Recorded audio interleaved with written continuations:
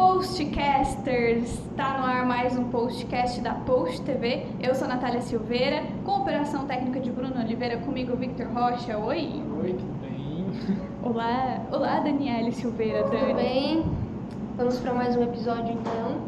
Hoje formato diferente, né? Exatamente, quem está nos assistindo hoje, estamos diferentes. Estamos aqui de forma virtual porque a gente recebe uma carioca. Isabela Lopes, seja muito bem-vinda. Oi, gente, tudo bem? Que prazer estar aqui com vocês. Que prazer ser recebida nesse podcast. Muito feliz de poder fazer parte desse primeiro virtual. Olha que honra! Muito empolgada. Esse é o nosso primeiro podcast virtual, a gente estava conversando aqui nos bastidores. É o primeiro virtual, a gente recebe as pessoas, nossos convidados presencialmente aqui nos estúdios da Post TV. E esse é o nosso primeiro virtual, então pra gente também está sendo uma novidade hoje, para os nossos web espectadores, como a gente chama também, tá sendo uma novidade. Isa, tu acabaste de lançar aí um EP novo, né? Conta pra gente sobre esse EP, conta sobre o processo de criação dele. Sim. Então, o meu primeiro EP eu acabei de lançar tem pouquíssimo tempo. Chama Casulo e ele é muito importante para mim porque ele fala sobre um período muito difícil onde eu aprendi e me descobri em Deus, uma pessoa que poderia usar das minhas dores como um canal para curar não só a mim, mas outras pessoas. Então, Casulo fala muito sobre isso, sobre a gente conseguir entender nos nossos processos, as nossas dores, entender os caminhos que a gente pode passar, desde caminhos onde a gente não sabe o que fazer, como em Roda eu falo muito sobre você estar um pouco perdido, mas entender que o Senhor tem o melhor para a sua vida, os caminhos que são sempre certos.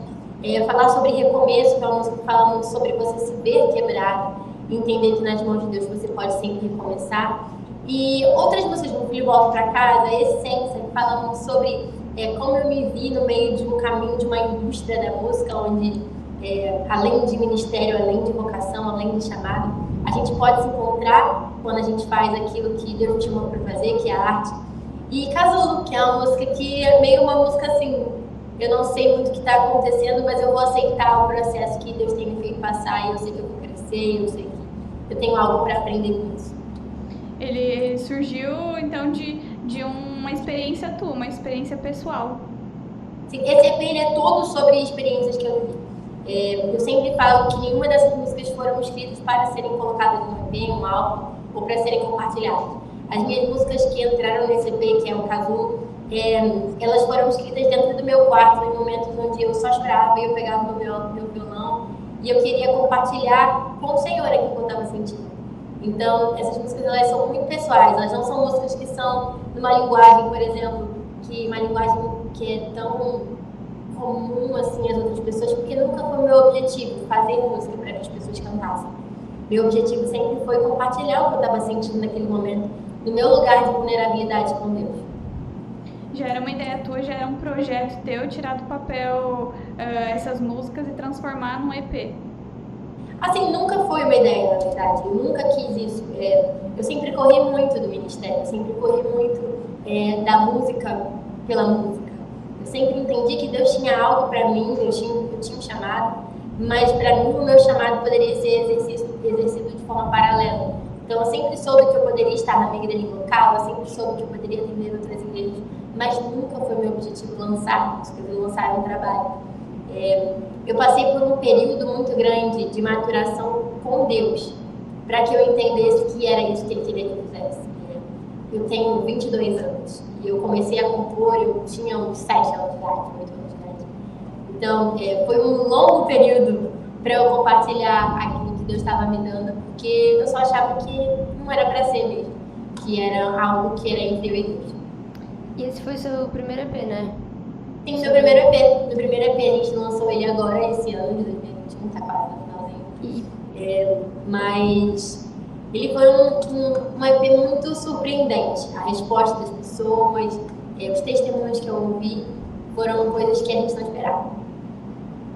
Eu ia falar, eu ia complementar antes, mas por que você escolheu lançar agora, tipo, querendo ou não, a gente ainda está passando por um tempo de pandemia, nós ainda estamos com agora que está voltando a programação de shows e essas coisas, agora que está voltando o show, no caso, seria, né, e aí fazer eventos nas igrejas, essas coisas, conferências, né, mas por que você escolheu lançar agora, tipo, porque talvez você lançasse, né, o ano que vem você já conseguiria sair pra, no caso, ano que vem daqui uma semana, né? Mas, tipo, entendeu, né? Eu quis dizer, tipo... Nesse ano.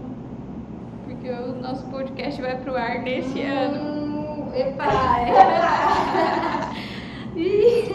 Mas, enfim, por que você não escolheu lançar, tipo, depois desse momento de pandemia que você pode visitar igrejas, que tu pode fazer isso, sabe? Ver pessoas, conversar com pessoas, estar com pessoas... Eu senti muito de Deus de que eu não tinha muito tempo para perder mais. Porque eu acho que tem muita gente que sente algo no coração e começa a compartilhar. A gente hoje tem muitas ferramentas. A gente tem como compartilhar isso através dos stories e de outros lugares, sabe? Mas eu estava enterrando aquilo que Deus estava vendo.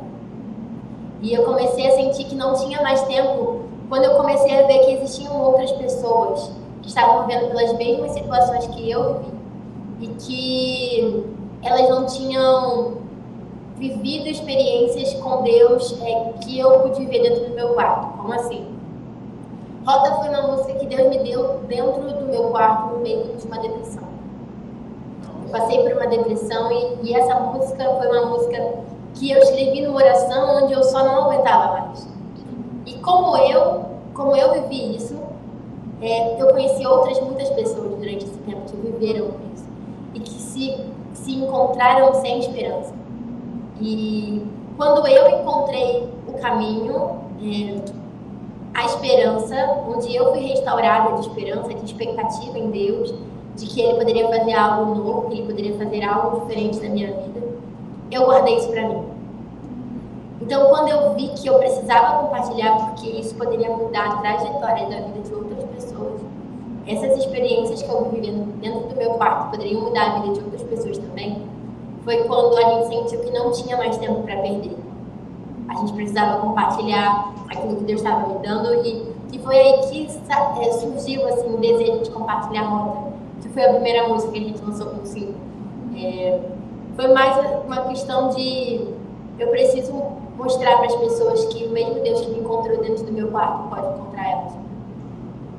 É legal isso que tu fala sobre a questão da depressão. Eu acho que é muito importante falar sobre isso também, né? E querendo ou não, é um canal de voz essa tua música para uma doença que hoje a gente trata como o mal do século, mas que ainda é muito comum, né? Principalmente dentro das igrejas, e ainda é um tabu, né?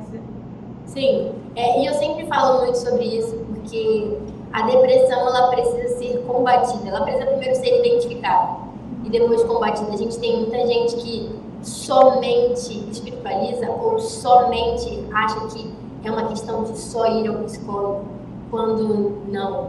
Existem outras coisas envolvidas, sabe? Eu acho que eu vivi um período de cura com Deus e com ajuda. E a gente precisa abordar sobre esses assuntos dentro da igreja. A saúde mental é um tópico que a gente, por muito tempo, deixou de falar. Eu acho que é muito importante a gente entender que nós somos responsáveis de cuidarmos pelo outro daquilo que talvez ele não veja. Se meus pais não tivessem visto o que eu estava vendo, talvez eu não tivesse reconhecido que eu estava em depressão. Eu nunca saberia. Então a gente precisa sempre olhar pelo outro e entender que eu posso fazer algo para ajudar, eu posso fazer algo para te ajudar, eu posso fazer algo para te estender a mão. E acho que esse é o nosso papel. Casulo fala muito sobre mudança, né? Ele é uma metamorfose, digamos assim. No que você acha que mudou dentro de você? Claro que tudo que você já citou até agora são mudanças, mas aquilo que te impacta, assim, tipo, eu era uma pessoa assim e hoje eu realmente mudei, eu não consigo mais ser aquilo. Quais foram as mudanças que teve? Eu acho que eu tive muitas mudanças, mas eu acho que a principal, acho que não foi nenhuma mudança. Mudança dá muita impressão de algo que era de um jeito e virou de outro. mas mudança para mim foi, a principal delas foi acentuar o que realmente era importante para mim. Por exemplo, eu entendi que eu era muito mais dependente de Deus do que eu achava que eu era. Eu achava que em muitas áreas da minha vida eu poderia resolver com a força das minhas próprias mãos. Muitas vezes a gente acaba, na nossa vida cotidiana, esquecendo muito disso, assim, sabe? Quanto nós somos dependentes de Deus. E eu aprendi durante esse tempo o como eu fui sustentada e eu sou sustentada pela mão de Deus. Como eu sou dependente. Como nesse processo que eu vi, eu só pude ver como, assim como a borboleta entra no casulo e ela não entra porque quer, ela permanece o tempo que ela não sabe que ela vai permanecer e ela só sai na hora que ela precisa sair. O processo não está nas mãos dela. E o processo nunca esteve nas minhas mãos. Eu acho que isso me fez entender que eu era dependente, que nada estava no meu controle. Eu precisava descansar e confiar em Deus. E o legal é que dentro desse processo, você passou ele todo já na igreja, né? Porque você nasceu na igreja, é isso? Sim, porque tem muita gente que acha que você ter testemunho para contar é só quando você fala assim, que eu me afastei dos caminhos do Senhor, eu fiz isso, eu fiz aquilo, eu fiz aquilo outro. E eu prego muito o contrário. Eu acho que a gente que é nascido e criado na igreja, a gente tem muita experiência que a gente acaba negligenciando e até se silenciando mesmo, porque a gente acha que a nossa história de vida não é tão grande como alguém que saiu, né? Eu sou filha de pastores, fui criada a minha vida inteira na igreja e nem por isso eu deixei de viver as experiências que eu tive que viver com Deus, mesmo tendo nascido na cristã.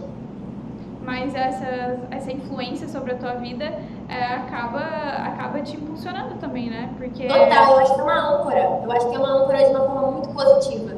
Eu sempre tive referências muito boas dentro de casa, do que era você botar os joelhos no chão e as coisas acontecerem.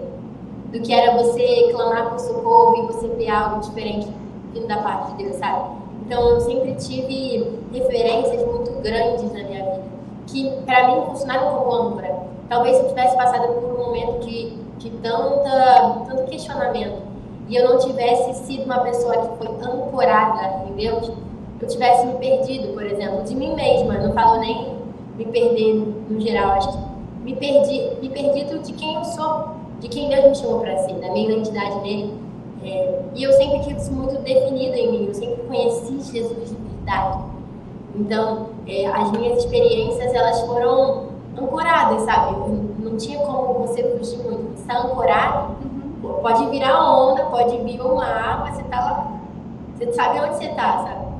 E como faz diferença, né? Essa base familiar cristã, ela faz muita diferença nesse processo e faz diferença também nesse período de maturação, como tu falou, e também de maturidade, né? Porque tu acaba ganhando maturidade justamente por quê? Porque você tem uma base ali que te apoia, uma base que tem referência, enfim. A gente se permite conhecer Deus por quem Ele é. Eu acho que quando você tem uma base, e não necessariamente, assim, talvez você que esteja assistindo a gente ou escutando a gente, você esteja pensando assim, mas os meus pais não são cristãos. Eu não tenho referência. Não necessariamente a sua base são os seus pais. Se você tem pais cristãos que podem ser como uma âncora na sua vida, glória a Deus por isso, seja grato. Mas se você não tem, vai existir uma referência na sua vida, referência cristã, uma referência de alguém que pode te estender a mão e falar, olha, esse é o meu lugar de te confrontar. Aqui você está errado. Isso aqui você precisa melhorar. E não necessariamente sempre vão ser os nossos pais, eles podem ser os nossos líderes, os nossos amigos na fé, pessoas que nos acompanham, os nossos amigos mesmo, sabe?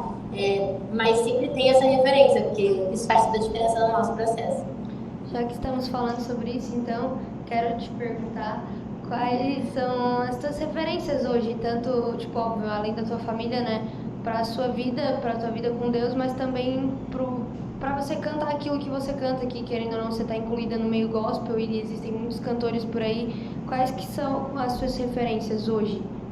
Então, eu tenho uma referência como mãe e como cantora da minha mãe, né? A minha mãe, ela é uma pessoa que o ministério dela é um ministério que acho que quem pode acompanhar ela mais tempo, que consegue dizer assim melhor. Minha mãe, para você que não conhece, não sabe de que eu tô falando, o nome da minha mãe é Josiane. Ela participou do grupo Voices por muito tempo e ela tem mais ou menos mais de 25 anos de ministério. Então ela é uma pessoa que para mim é uma referência assim, extraordinária como mulher de Deus, sabe? Como alguém que canta aquilo que prega aquilo que vive. E outras pessoas, por exemplo, eu tenho como referência musical também Fernanda Brum, Torrin Wells, Riley Clements, Howlin', Hillsong Young and Free, eu gosto de Elevation Worship também. Eu escuto de tudo, né? Então, eu escuto muito Lay Cry, eu escuto muito pop cristão hoje em dia no Brasil, que sempre foi uma referência para mim, a Daniela Araújo, e outras pessoas também, que são pessoas que são grandes referências, além dos meus pastores, é claro, meus líderes. Eu sou pastoreada pelo pastor Silas Malafaia, que me acompanha de perto, que é uma grande referência na minha vida também, além do meu pai, pastor Odil, que também é pastor. E tu disse para nós no início que você compõe desde os 7 anos de idade. Conta para nós um pouco sobre isso, como é a constância disso, porque hoje você tem 22 e você continuou compondo, e como foi a sua evolução também na questão na área da composição? Eu sempre falo que a composição para mim, ela nunca foi o final. Tem muita gente que compõe para alcançar algum objetivo. Então, a gente compõe para, por exemplo, dizer para você que Jesus te ama. Meu objetivo é te dizer que Jesus te ama. Então, eu vou construir uma música para te dizer que Jesus te ama. Só que para mim nunca foi assim. A composição para mim sempre foi a minha única forma de me comunicar. Eu uso muito a forma de escrever como uma forma de me expressar mesmo. Então, nunca foi algo que eu fiz conscientemente. Sempre foi algo que, literalmente, Deus me dá para as minhas músicas inteiras desde sempre. Porque eu acredito que nunca foi sobre o objetivo final, mas como eu gostaria de comunicar e falar com Deus aquilo que eu estava sentindo, sabe? Então, as minhas músicas são muito sobre orações mesmo. Então, eu comecei a compor, eu tinha uns 7, 8 anos de idade, eu não sei dizer muito bem. E pra mim, as minhas músicas eram tipo, Jesus me ama, eu sou amada, sabe? Coisas assim. Não eram composições muito rebuscadas, coisas muito complexas. Eram mais, assim, a minha forma de dizer, assim, eu tô sentindo algo de Deus, sabe? E conforme isso foi acontecendo, foi algo que foi crescendo dentro de mim. Então, muita gente não sabia que eu escrevia. Por exemplo, eu acho que os meus pais, eles não tinham muita certeza de que eu escrevia até uns 16, 17 anos, porque eu escrevia e eu não mostrava para absolutamente ninguém. Então eu cantava dentro do quarto e só eu ouvia as minhas músicas. Se eu não gravasse, chega assim, eu nem lembrava do que eu tinha escrito, do que eu tinha feito. Então sempre foi algo muito espontâneo, nunca foi algo muito proposital, sabe? De quero construir algo, quero falar sobre algo. Sempre foi algo que surgiu. Então eu não tenho nem, assim, normalmente as pessoas podem dizer, eu comecei a compor sobre isso, sobre aquilo. Eu não sei dizer, porque sempre foi uma forma que eu arrumei para falar, o que eu estava sentindo com Deus. Já fazia o worship desde os 7 anos. Mas isso, assim, ó, você falou sua mãe como uma grande referência para você, com certeza, né? Mas a gente sabe que o nome dela é um nome muito pesado no meio gospel, né? E qual é a responsabilidade de, tipo assim, assumir digamos assim, a profissão e a responsabilidade de ser cantora como a sua mãe e ter a sua própria identidade, né? Porque a gente sabe que quando a gente está começando, as pessoas, em vez de nos referenciar com o nosso nome, já falam, o filho do fulano, a filha da Josiane. Como você consegue lidar com isso, né? E ver isso como uma forma de crescimento ou de amadurecimento? Isso pra mim por muito tempo não foi algo que eu vi de uma forma positiva. Eu sempre ouvi Deus falar muito comigo desde muito pequena, não consigo nem lembrar a idade, de que Ele ia me usar na música e através da arte. E eu sempre neguei isso na minha vida. Você pode perguntar para várias pessoas que acompanham o ministério da minha mãe há muito tempo, e as pessoas me encontravam nas igrejas e elas perguntavam, e você vai cantar igual a sua mãe? E eu falava, não! Porque eu não queria de jeito nenhum cantar. Eu sempre fugi muito disso. Então, eu sempre estudei muito para poder entrar na faculdade, ter uma carreira, porque eu nunca quis cantar. E não por algo negativo. Tem muita gente que fala sobre isso e fala assim, não, que os meus pais não eram referência para mim. Pelo contrário, a minha mãe era uma referência tão grande para mim que eu sempre tive muito medo da comparação das pessoas. E não da minha mãe, da minha família em si. Eu sempre tive medo de como seria a reação das pessoas quando elas vissem que eu fazia algo totalmente diferente da minha mãe. Que eu era em outra linha, que eu falava em outra linguagem, que mesmo sendo da Assembleia de Deus, eu sou assembleiana, eu tinha outra forma de comunicar aquilo que eu estava querendo passar e aquilo que Deus me dava, sabe? Então isso para mim por muito tempo foi um fardo. E não pela minha mãe, mas pelas pessoas. As pessoas sempre jogaram muitos pesos sobre mim, de que eu precisava ser como a minha mãe, para que eu fosse bem sucedida no ministério. Eu precisava cantar como a minha mãe, eu precisava falar como a minha mãe, precisava viver como a minha mãe, para que eu fosse usada por Deus. Quando os meus pais sempre me incentivaram a fazer aquilo que eu sentia de Deus na minha vida, sabe? E você pode ver que hoje em dia nós temos outras, da minha geração de filhos cantores, nós temos outras pessoas que têm feito música, que têm feito, que têm pregado, que têm levado a palavra, que têm tido um ministério, que demoraram também a manifestar aquilo que tem sentido de Deus, porque a gente viveu com muitos fatos. Mas eu tenho referências incríveis. Hoje em dia, com certeza vocês conhecem, uma das minhas grandes referências nisso sempre foi a Gabriela Gomes. A gente sempre conversou muito sobre isso. E ela é incrível, ela é maravilhosa. E sempre foi algo que para mim poderia se tornar um fato. Só que quando eu vivi um momento onde eu não sabia como resolver, o Senhor se apresentou no meu quarto falando, por que você evita aquilo que eu te dei como ferramenta? Sempre foi a forma que eu tinha de escrever, de pregar mesmo, sempre foi algo que eu tive muito receio. E isso começou a acontecer de uma forma que eu não podia controlar. E quando eu fui ver, eu já estava 100% envolvida no ministério de novo. Sem nenhum peso, sabe? Podendo viver de forma livre, sem nenhum fardo. Porque o Senhor nos chamou para a liberdade. E eu consegui viver isso de forma muito plena. E hoje eu posso dizer que eu não vivo com isso de uma forma negativa, sabe? Isso para mim é 100% uma referência boa. Eu posso olhar e falar, cara, Deus é muito bom. Eu nasci numa família incrível e com uma mãe que para mim é uma grande referência. E de certa forma é uma expectativa que as pessoas colocam, né? Eu tenho a mesma experiência, só que em lugares diferentes, porque vocês na música, eu no jornalismo, meu pai também é jornalista. Legal! E aí é muito engraçado isso, porque realmente é uma expectativa que se coloca de que o filho seja exatamente como o pai é. E às vezes não, né? E na verdade, a maioria das vezes não. Meu pai segue jornalismo político, eu gosto mais de jornalismo de entretenimento. Então, são linhas diferentes, assim como tu na música, né? Tua mãe canta pentecostal, tu já é mais um pop cristão. Isso vem de uma expectativa também que as pessoas colocam, né? Sim, e é muito louco, assim, as pessoas sempre perguntam sobre e sua mãe, como foi a reação dela quando ela viu que você ia cantar pop? Porque, assim, na minha casa eu sempre ouvi todos os estilos musicais possíveis. Assim, acho que na minha família especificamente, a gente sempre ouviu muito Keith Franklin, por exemplo. Então, as nossas referências são muito misturadas, sabe? No sentido musical mesmo, eu escuto tudo. Então, pra minha mãe, nunca foi algo assim, meu Deus, que chocante, minha filha está fazendo música pop. Porque assim, foi algo muito natural pra mim, sabe? Algo muito normal. E é legal, assim, a gente trilhar outros caminhos também. A gente está construindo nossa história. E é legal que os nossos próprios pais não colocam fatos, né? Sim, então, eu tenho uma experiência em relação a isso também, porque ela é minha irmã. Né? A gente é filho do o mesmo pai. E aí uma vez a gente foi visitar uma igreja e aí eu também canto.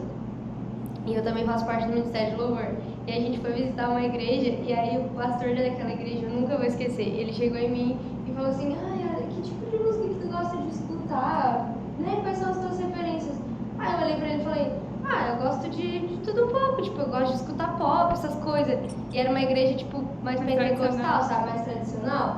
E aí ele fez assim, ó, tipo, como assim tu gosta de escutar pop? E eu olhei pra ele, tipo, eu gosto de escutar pop. E meu pai do lado aqui, ó. Não era pra ter falado isso. E aí quando você falou sobre isso, que tipo, a sua mãe ficou tipo, gente, mas eu sabia já que ela escutava essas coisas, isso não é uma novidade pra mim, mas é para as pessoas, né? Porque eu vejo também que as pessoas se colocam num lugar onde elas não têm direito nenhum de estar, de cobrar algo que, sabe, não cabe a elas. E como é pra ti viver isso tendo 22 anos, sabe? E toda essa cobrança dessas pessoas em cima de ti? Isso pra mim já foi um problema muito maior. Hoje em dia, eu só encaro, sendo bem honesta, eu acho que as pessoas que se preocupam mais com aquilo que nós temos feito e com o peso que, por exemplo, a gente levaria do que o que elas têm feito quanto àquilo que elas precisam fazer diante de Deus, eu só encaro como uma falta de identidade mesmo. Eu acho que quando você se coloca no papel de julgador, você se perdeu de quem Deus chamou para ser há muito tempo. E a gente tem visto muito isso. Muita gente que se coloca nesse papel de querer julgar, mas que são pessoas que precisam entender que, cara, enquanto você está julgando, por exemplo, o estilo de música que eu faço, ou, sabe, essas coisas, você poderia estar fazendo o que Deus chamou para fazer. Você seria muito mais realizado e muito mais feliz.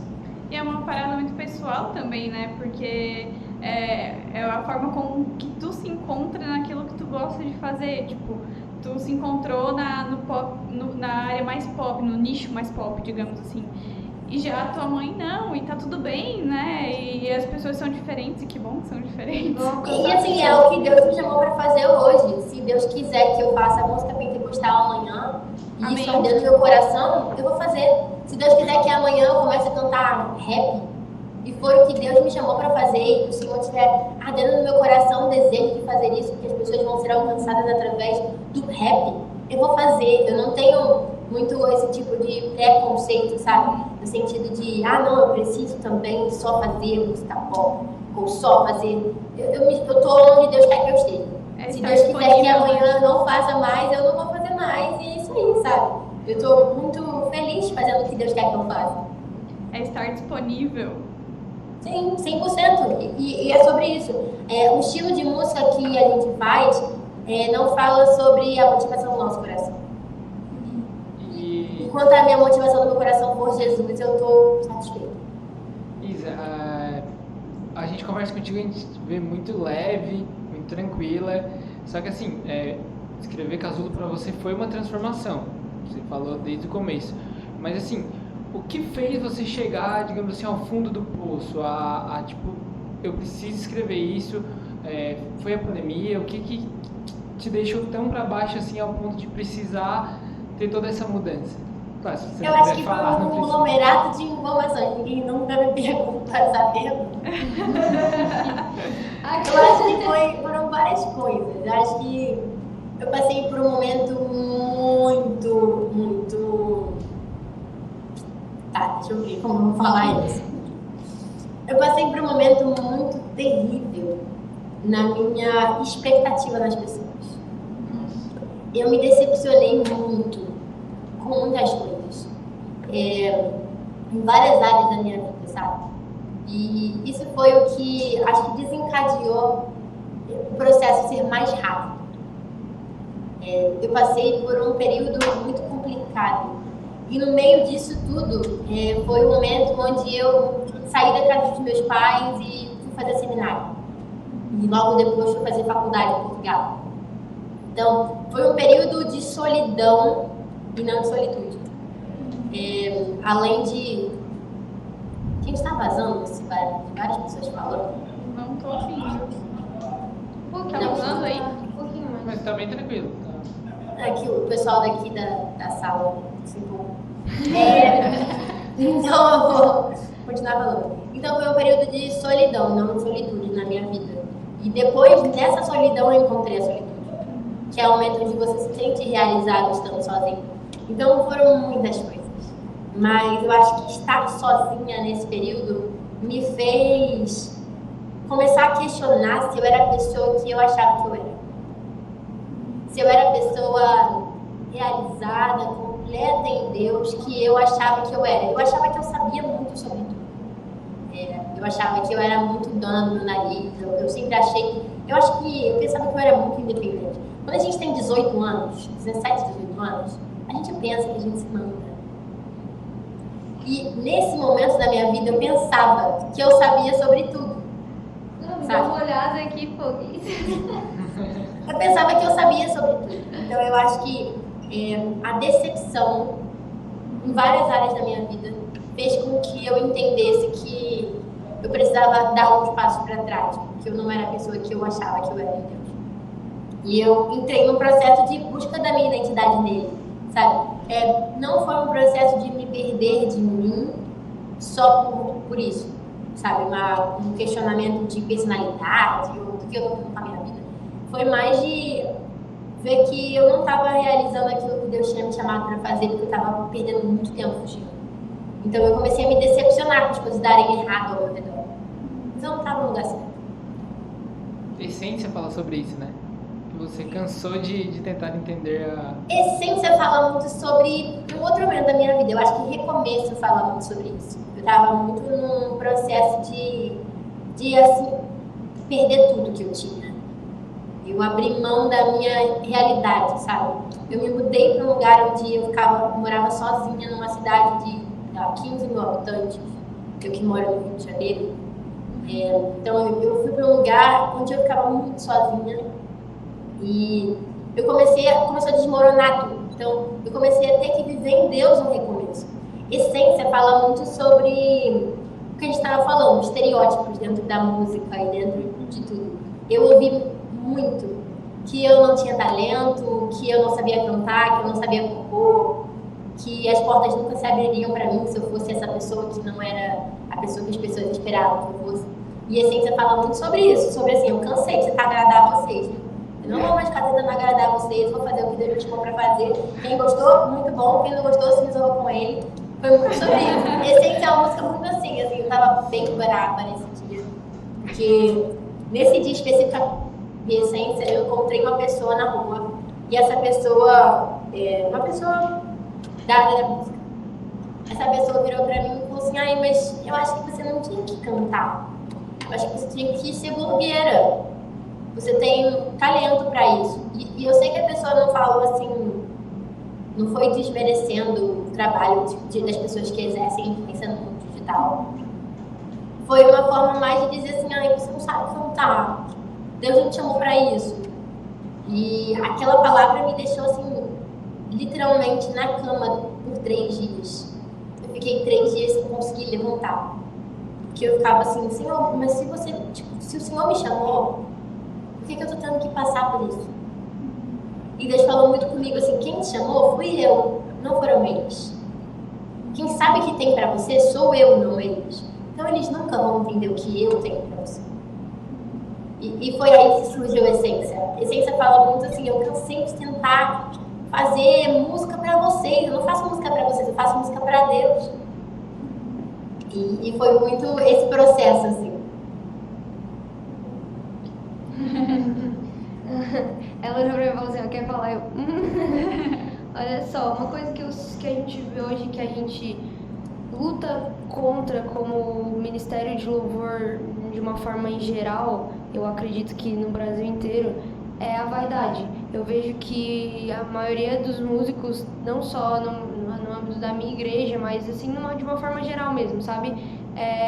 Se perdem se perdem pra vaidade, sabe? Tipo assim, a autoestima e, tipo, sabe, se achar e se vangloriar e ser melhor que o outro. Eu acho que isso é algo que é um problema dentro do Ministério de Louvor, ao meu ver. Como que você lida com isso, assim? Porque você, tipo, essa pessoa que chegou pra você e falou isso desmerecendo aquilo que der, tipo, que você ia cantar e tal, enfim, eu vejo um pouco como vaidade também da pessoa, sabe? De chegar num ponto de, tipo, cara, eu sou cantora, eu tenho um nível de, tipo, de seguidores, eu canto pra essas pessoas e eu acho que por causa disso eu tenho o direito de chegar em você e falar que você não tá bom, por que você não vai pra outra coisa, sabe? E eu vejo que isso é um pouco de vaidade também, sabe? Como que você vê isso? Como que você também luta contra pra isso não te atingir também? Porque você também está suscetível estando no louvor, né? Eu acho que... Deixa eu pensar, vou formular minha resposta da melhor forma possível. Eu acho que a gente precisa ser vigilante, esse é o nosso papel. Assim, quando a gente fala sobre esse lugar, o que eu posso fazer para que isso não aconteça comigo? Eu preciso ser vigilante. Porque a vaidade não é algo que aparece da noite pro dia. Ela é uma semente que é cultivada. Então, é algo que é um processo. E a gente vê muitas vezes isso acontecer. E são pessoas que regam essa semente. Então, o nosso papel é sermos vigilantes, para a gente ver se a gente está vendo que tem uma semente que pode ser cultivada, eu preciso não cultivar.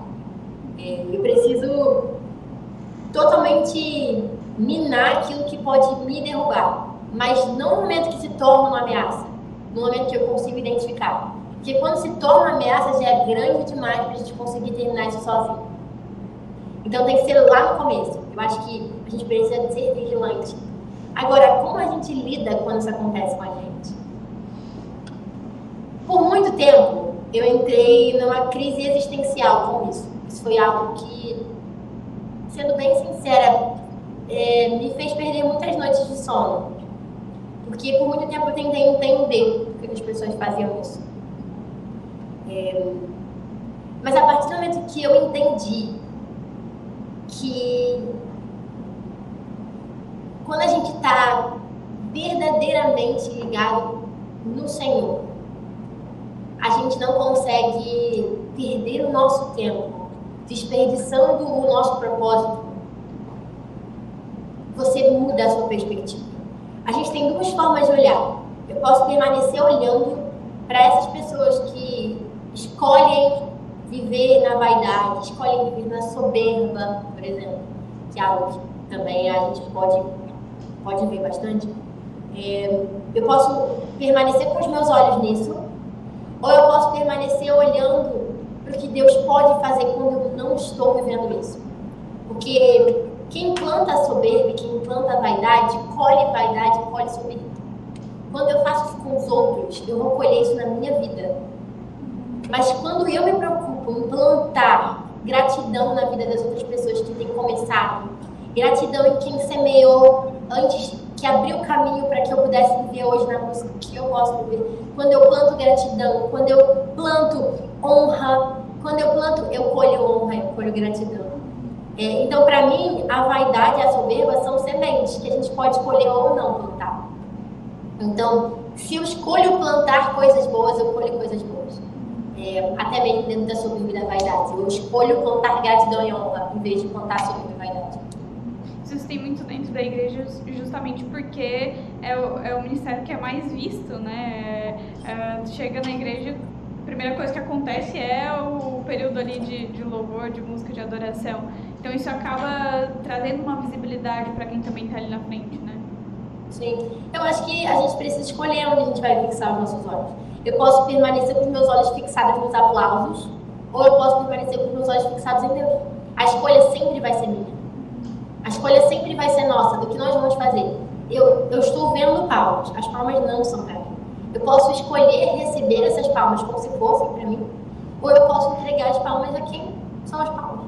E só fala sobre onde os nossos olhos estão presos, sabe? E quando a gente tem os nossos olhos fixados em Deus, as coisas nunca saem. Então, eu quero ser um pouquinho mais polêmico, assim. Fogo no parquinho. A gente sempre fala fogo no parquinho. Não sei se elas autorizaram, mas eu vou perguntar. Ai, meu Deus, tenho até medo. Então, a gente sabe que o meio gospel, ele pode ser muito tóxico para algumas pessoas, né? Por até rotular todo mundo que é cristão como é gospel, e as pessoas de fora realmente às vezes têm um preconceito. A gente sabe porque nós três aqui somos cristãos. E a questão da Priscila Alcântara ter saído da igreja para tocar lá fora, isso mexeu muito com esse público gospel, né?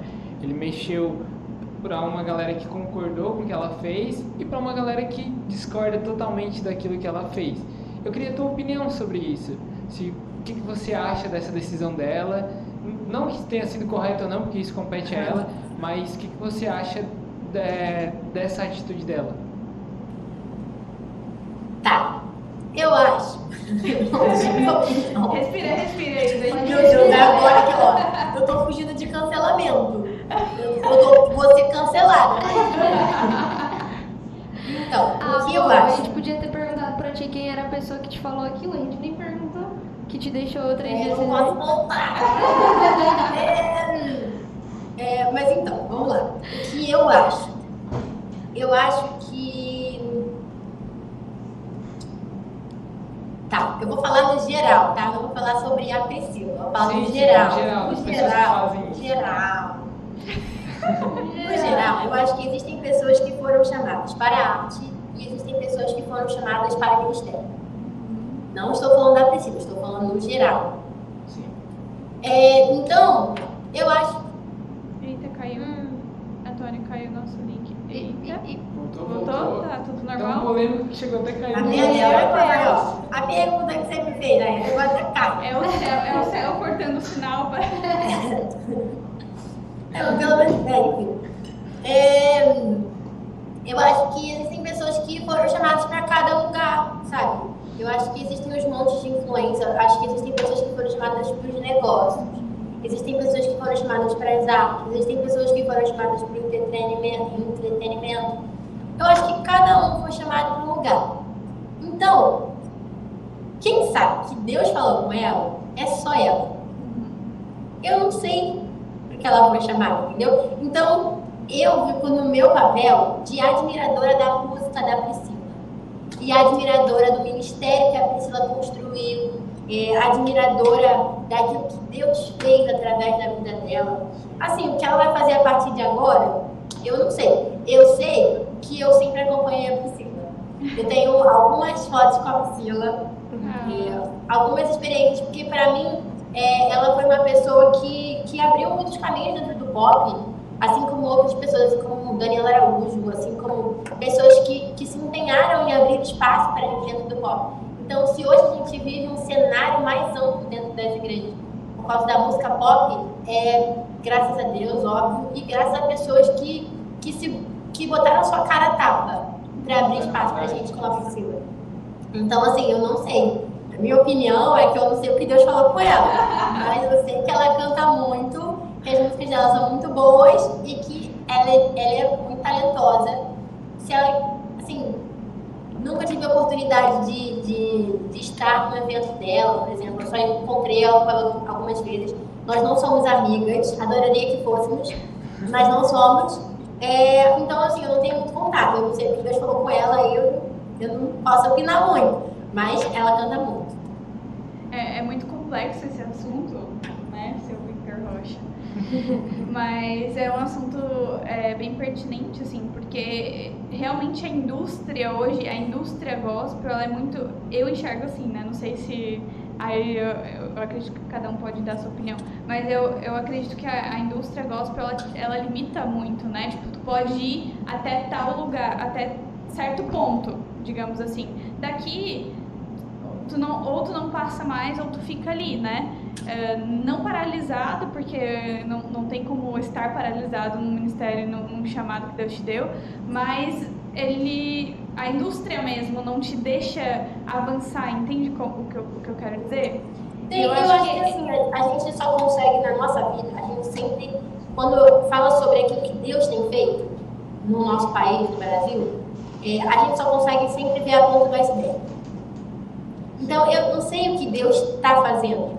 Eu só consigo ver aquilo que eu consigo ver. Agora, a gente não consegue dizer o que tem acontecido, sabe? Porque eu não sei o que Deus está fazendo, eu só consigo ver o que eu posso ver com os meus olhos. E existem muitas coisas que vão além, né? E como romper isso, sabe? Eu penso que é necessário, não sei se investimento no gospel seria o suficiente para que rompesse isso, porque a gente sabe, por exemplo, um exemplo, sertanejo, ele era muito limitado, ele era limitado a certo público. E eu não sei se foi com investimento, se foi com visibilidade que os cantores tiveram, mas como romper isso, sabe? Para que se torne um estilo acessível a todos os públicos. Eu acho que a gente tem duas formas de ver isso. A gente pode ver de uma forma idealista ou de uma forma realista. A forma idealista é a gente acreditar que existem poucos investimentos na música gospel, no sentido de investimento secular. Estou falando assim, a gente não tem espaço, como os cantores seculares têm espaço. A gente não é convidado para os lugares onde os cantores seculares são convidados. Hoje em dia isso tem mudado bastante, mas a gente não é. Essa é a visão idealista, é onde a gente pode pegar e a gente pode dar uma chorada e falar assim, eu queria que a gente tivesse mais oportunidade, que é verdade, tá? Não deixa de ser mentira, não. É 100% verdade. A gente deveria ter mais oportunidade de mostrar nossa música pela nossa música. Nossa musicalidade, que é rica. Que a gente pode ver, a gente vive uma música rica. Como fora do Brasil a gente tem essa oportunidade.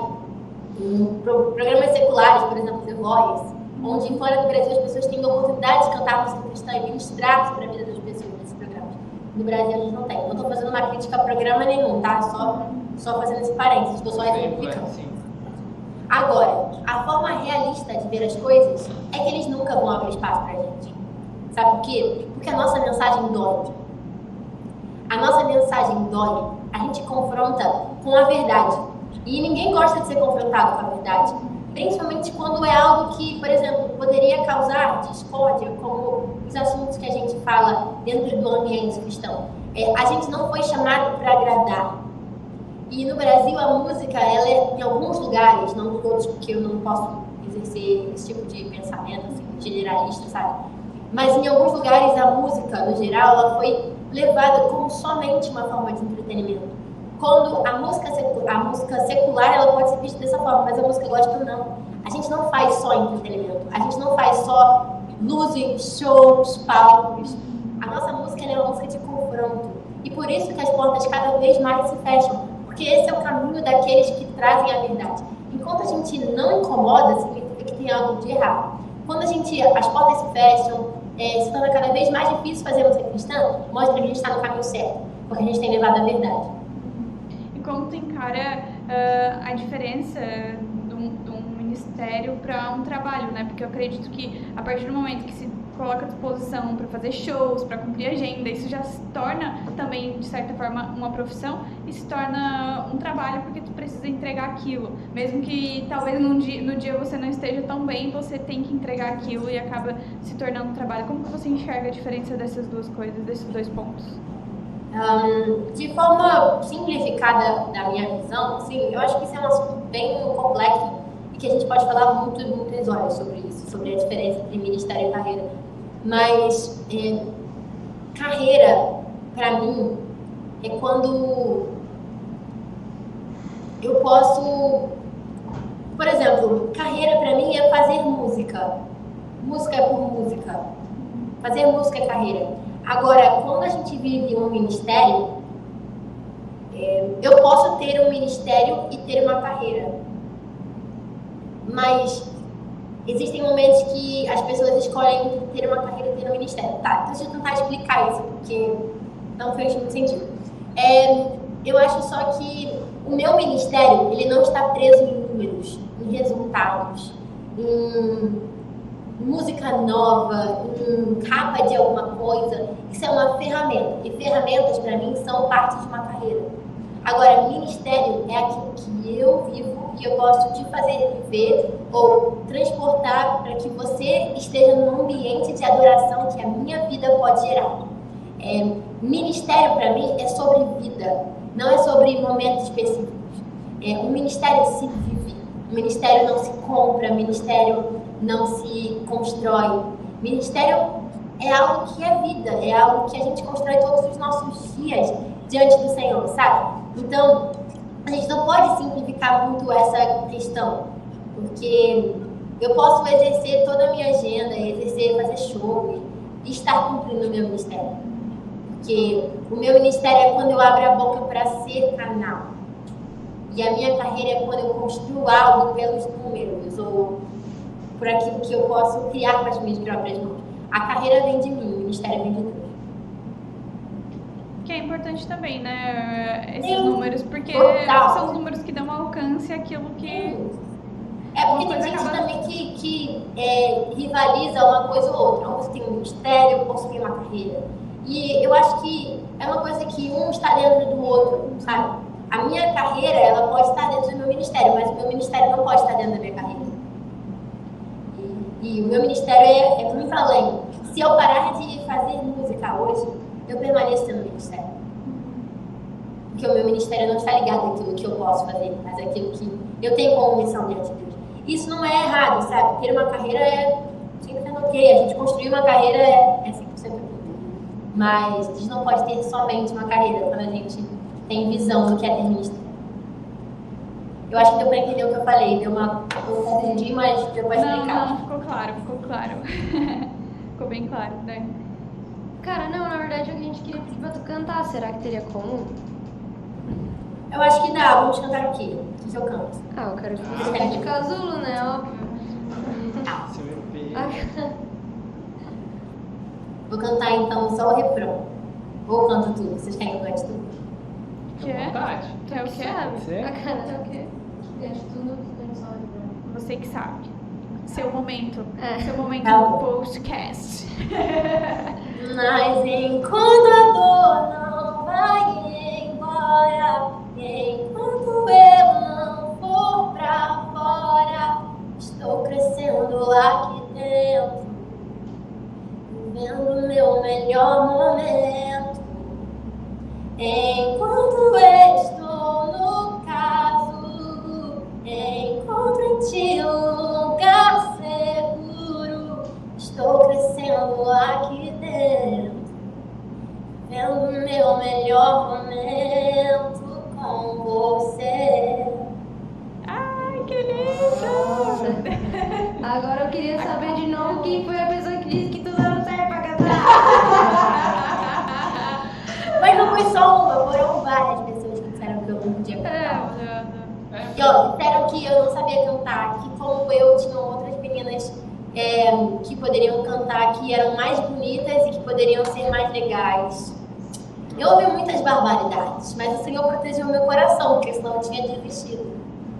Nossa, pesado. Olha só, Isa, eu vi aqui no teu Instagram que tu és formada em publicidade, é isso? Sim, sim. E como é pra ti isso, né? Porque assim, é uma profissão que tu consegue super conciliar com a tua carreira, porque tipo, você é a própria Então, publicitária da sua própria carreira. Isso que é o problema, né? O problema tá Aí, justamente aí. do gospel. O problema está justamente aí. O problema está porque eu quero fazer tudo. Não de uma forma ruim, mas eu quero participar de todos os processos. Uhum. Então, por exemplo, Essência. Não sei se vocês viram a capa do meu símbolo de Essência. Sim. Eu fiz as minhas próprias fotos. Eu estava na foto e eu estava dirigindo a pessoa que estava fotografando a minha foto. E aquele cenário todo foi montado no parquinho do meu condomínio, porque eu queria fazer a foto naquele dia. Porque eu resolvo muito essa parte. Então, todas as capas, menos a capa de casulo que o Misael fez. De resto, todas as outras capas que eu fiz. Então, todos os meus clipes têm um dedinho meu de como que a gente vai gerir o criativo. O roteiro eu sempre limito. Então, essa parte toda, eu exerço muito isso. Eu gosto dessa parte criativa. Dentro da parte da publicidade e da propaganda, eu gosto muito da criação. Então, eu sou aquela que tem ideias muito loucas. Isso me fez ter o privilégio de trabalhar com outras pessoas também. Por exemplo, eu tenho capas da minha mãe que eu fiz. Então, é bem legal que eu posso participar de várias pontas do processo. Ai, que legal! Eu assisti um vídeo teu, que é o Caminho da Morte, e foi tu que produziu também. Eu achei muito interessante, porque a ideia dele é incrível. Tu com o teu caderno num quarto vazio, falando sobre esse caminho. Partiu de ti essa ideia também? Sim, inclusive a série O Caminho para a Morte, que é a série do Maria Casulo, assim, seria uma série de mais episódios. Só que quando eu comecei a dirigir, e, assim, literalmente, eu escrevi o roteiro, eu gravei a narração, eu gravei o vídeo, eu editei o vídeo. Então, quando eu comecei a dirigir essa série, eu fiquei tão abalada com aquilo que Deus tinha me dado especificamente, que eu não consegui terminar de dirigir os outros episódios. Era uma série de mais episódios. E esse vídeo especificamente que você está falando foi algo que eu gravei de madrugada. Um desses áudios, eu acho que esse áudio especificamente foi o áudio do que nunca foi. É um áudio onde eu tô 4 horas da manhã na minha casa e Deus começou a falar muito comigo para eu orar sobre algumas coisas específicas. Eu não sei se eu posso falar sobre assuntos sensíveis aqui, não sei se tem problema. Sobre o quê? Sobre alguns assuntos sensíveis, como esse vídeo especificamente, ele parece muito uma carta de suicídio. Sim. E o objetivo dele foi esse. E não para que as pessoas achassem que era algo, mas porque Deus começou a falar muito comigo que existiam pessoas que estavam vivendo exatamente isso, que precisavam ouvir isso. E isso mexeu muito comigo. Que foi quando eu vi o que exatamente eu estava lidando. Eu acho que até esse ponto eu não tinha caído a ficha da estratégia DCP, da gente ter lançado no Setembro Amarelo, que foi algo que foi realmente o céu. E que Deus começou a falar muito ao meu coração sobre isso, sobre pessoas que estavam a ponto de suicídio, que precisavam ouvir esse vídeo. Isso mexeu muito comigo. Então tem vídeos da série que estão prontos que nunca foram ao ar. Caraca. E eu não consegui. Mas tu pretende colocar no ar?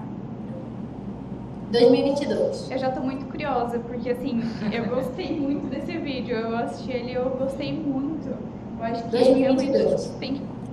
Pra 2022, então tem vários projetos vindo aí. Eu tenho muitos projetos para 2022, assim. É um ano que eu tenho muita expectativa do que Deus vai fazer. Então a gente vai começar o podcast, que é o Essência. Que vai ser um lugar super legal para a gente receber outras pessoas, para a gente falar justamente sobre esses assuntos, que são assuntos delicados, que eu quero muito falar sobre, além de um álbum todo para o ano que vem. Com um projeto, sim, se tudo correr da forma que está correndo, muito diferente do EP Casu. Já tem nome, Borboleta? Não tem nome ainda, não tem nome ainda. Não tem nome porque a gente eu estou terminando de fechar o repertório. Estou começando a desenterrar as músicas que eu enterrei, para ver o que vai entrar e o que não vai entrar. E eu estou com bastante expectativa, bastante empolgada do que vai acontecer esse ano. E olha só, voltando no assunto de composição. Composição qualquer hora do dia ou tem um momento específico em que tu consegue parar e compor, ou enfim, que tu precisa desse tempo teu pra tu conseguir compor alguma coisa? Eu preciso de silêncio. É tudo que eu preciso. Só que as minhas músicas, elas nascem muito aleatoriamente. Então, às vezes eu posso estar andando na rua sozinho em silêncio e Deus me dá uma música. Às vezes eu posso estar no meu quarto e estar procurando e Deus me dá uma música. Então é muito, assim, é quando Deus quer me dar. Às vezes eu passo meses, às vezes, sem compor, e às vezes eu componho 8, 9 músicas por dia. Então é muito, não é muito algo que eu posso controlar, sabe? É algo que é quando Deus quer me dar. Quando Deus quer me dar uma música, quando Deus quer me dar uma palavra, é algo quando Deus quer me dar. E essas músicas guardas ou já justamente para próximos lançamentos? Ou tem umas assim que, você tem aquele ciúminho, não quer expor pra ninguém, sabe?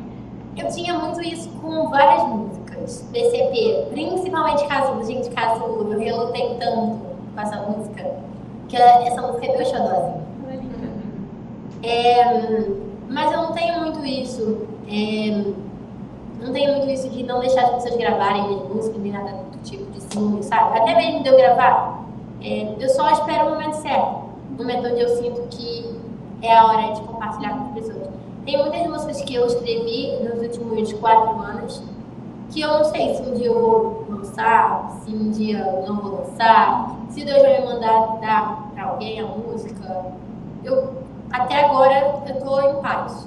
mas nunca se sabe o que vai acontecer. Vai que... Tem que lançar um álbum de 200 faixas. Ninguém gravou ainda uma música sua. É verdade. Oi? Ninguém gravou uma música sua ainda. Com a minha mãe gravou uma música minha que é Minha Cor de Sofrer, que é Como Ele É. Ai, que legal. Eu acho que só Como Ele É. E uma outra música minha.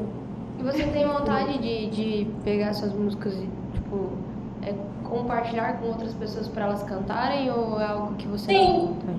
Tenho, mas eu acho que as minhas músicas elas são muito de identificação, sabe? Acho que você precisa muito se identificar com o momento que eu estava escrevendo, para você compartilhar. Tem outras músicas que são músicas mais de adoração, músicas mais abertas, assim, que talvez eu entregue para outras pessoas. Eu sempre tive bastante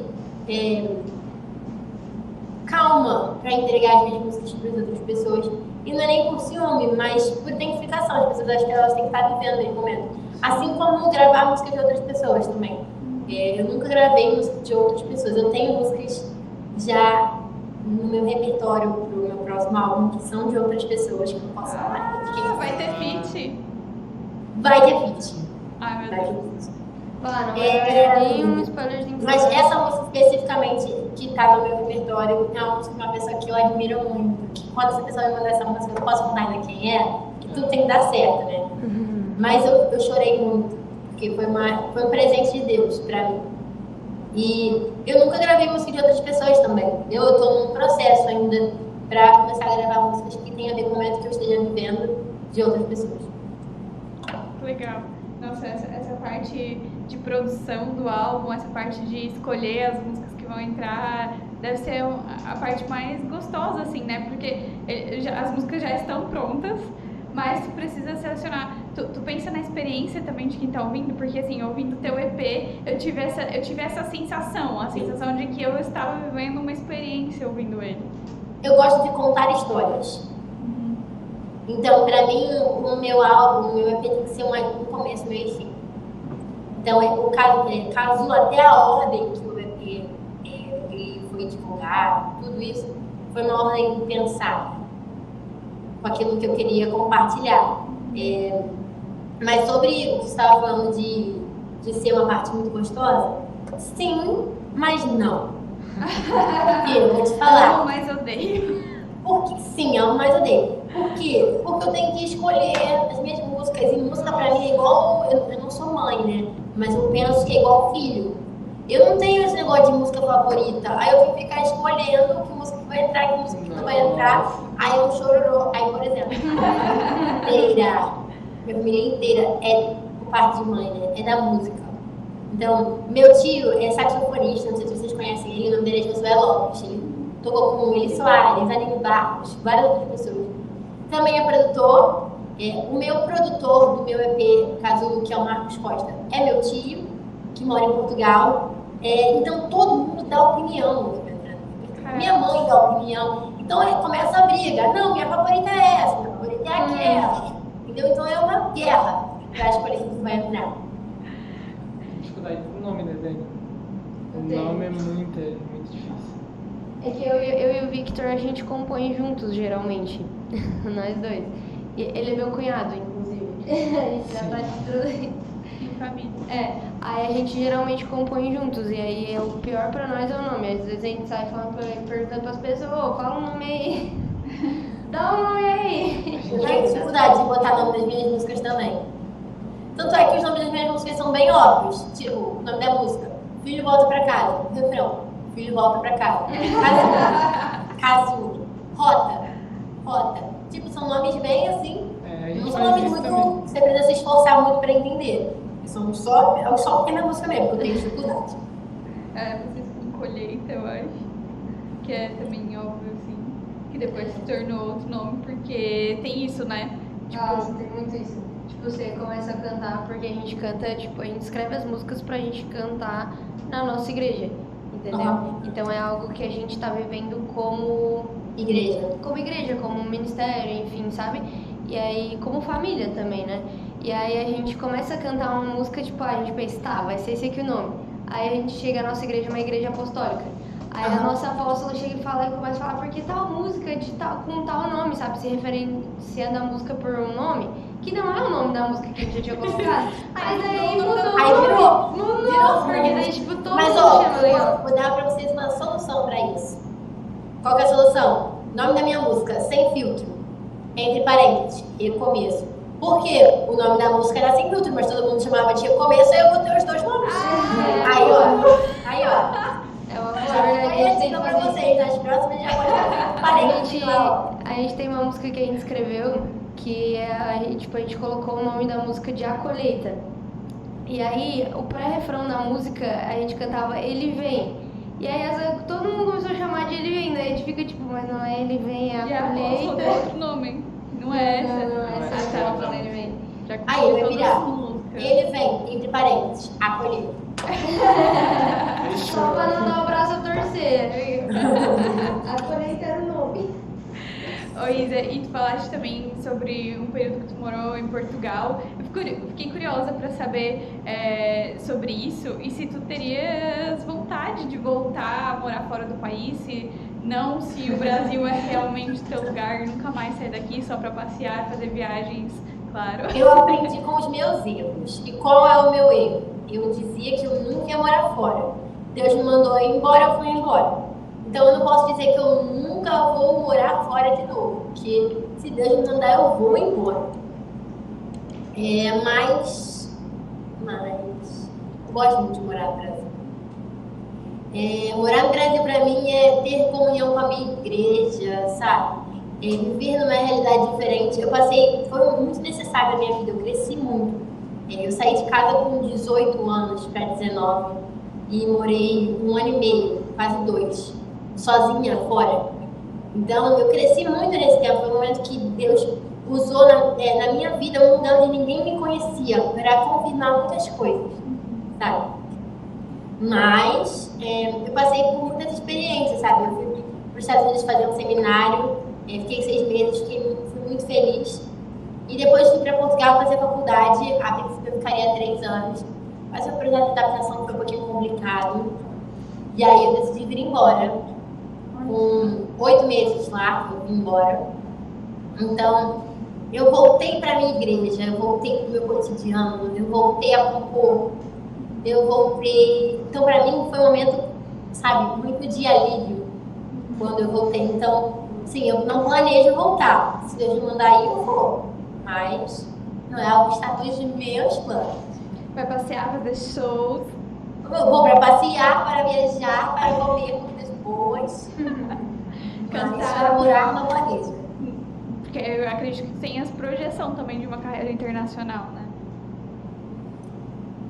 Sim, pertence a Deus essa carreira internacional. Mas eu quero muito gravar algumas coisas em inglês, sim. Bastante vontade de gravar em inglês, principalmente. Gravar algumas coisas em espanhol também. Mas tu compõe inglês e espanhol também? Eu tenho algumas coisas em inglês. Ai, Em que espanhol eu nunca escrevi nada. Mas em inglês tem bastante coisa que eu espero poder um dia compartilhar com as pessoas. Vai ser muito legal. Vou ficar muito feliz. Vai ser um grande sonho realizado. Alguém tem mais alguma pergunta? Eu acho que já fui bem polêmico, já gastei a minha... Deixar mais... Mas eu achei que você ia perguntar sobre outras coisas polêmicas. Então tá tudo bem. Eu consegui Eita, responder. tem coisa... Tatuagem é pecado, não? Aquela sacanagem. O que você acha sobre tatuagem? Tá, mas Eu tenho então uma só. naquelas. Tem uma tatuagem? Eu tenho uma borboleta, eu tatuei. A borboleta da capa de casulo eu tenho tatuado. Eu tenho. Nossa, cara, eu tenho um leão aqui no pulso. Que Que legal. tem muito significado pra mim, enfim. Mas A aí, minha borboleta foi algo que Deus falou muito comigo. A capa de casula não é uma capa aleatória, ela é uma capa muito profética. Então é sobre algo muito específico que Deus começou a falar muito comigo. E o momento onde Deus começou a falar muito comigo sobre as borboletas monarcas, que são essas borboletas laranjas. E aí eu tatuei ela. É polêmico mesmo essas tatuagens, mas... Pois então, porque você é de Assembleia, né? Eu sou, mas a minha igreja, meu pastor deixa, meu pastor é liberal nesse sentido. E os meus pais também autorizaram, se meus pais não tivessem deixado, eu nunca teria feito.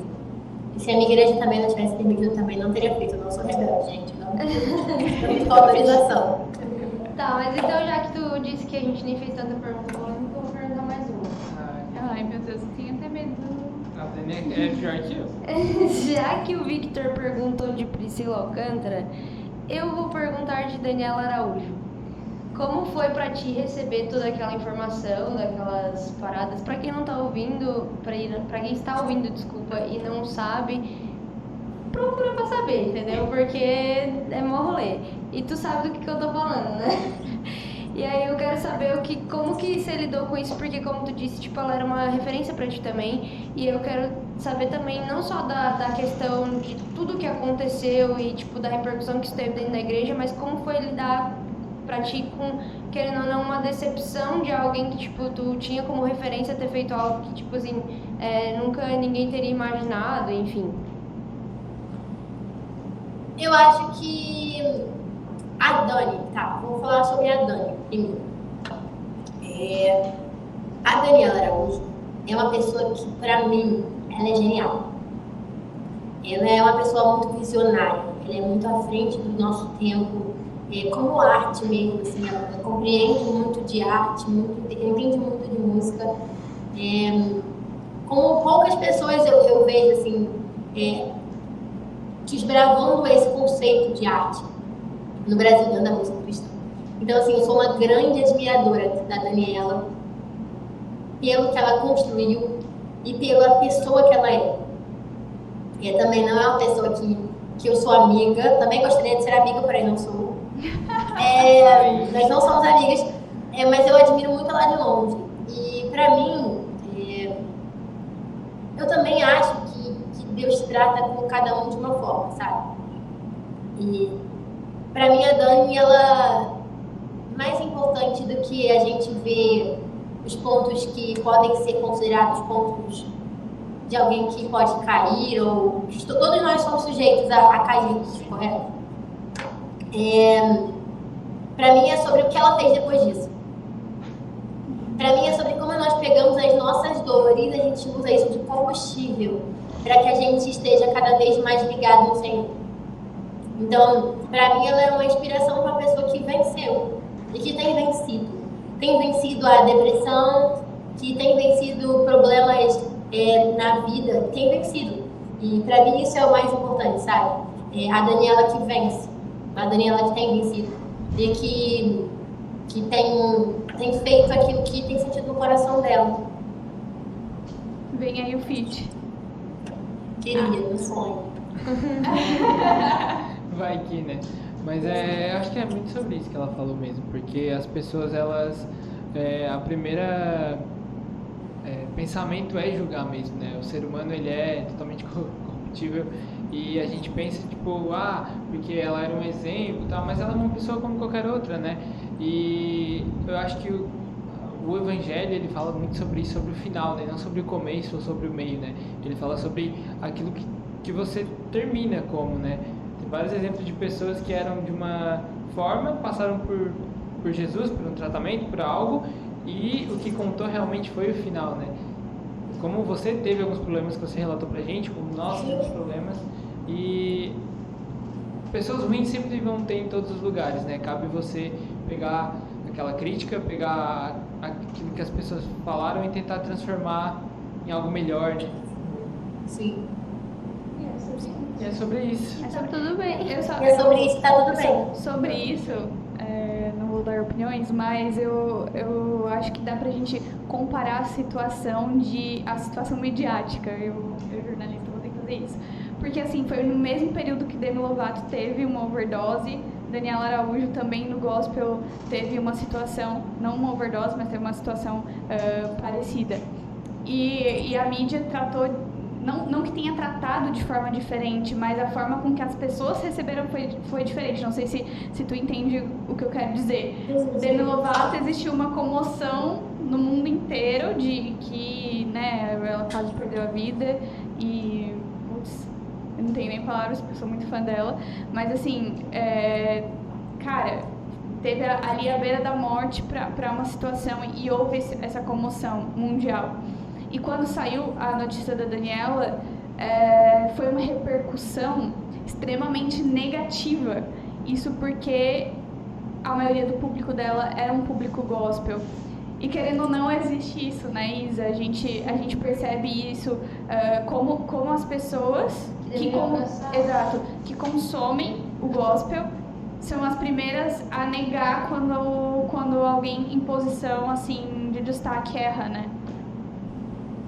Eu acho que eu acho que a gente precisa se importar menos em tacar pedra. É igual aquilo que eu falei isso em situações diferentes hoje, conversando com vocês, sobre as pessoas que perdem tempo julgando, por exemplo, aquilo que você tem feito no seu ministério, em vez de gastar o seu tempo com o Senhor. Para mim é a mesma coisa.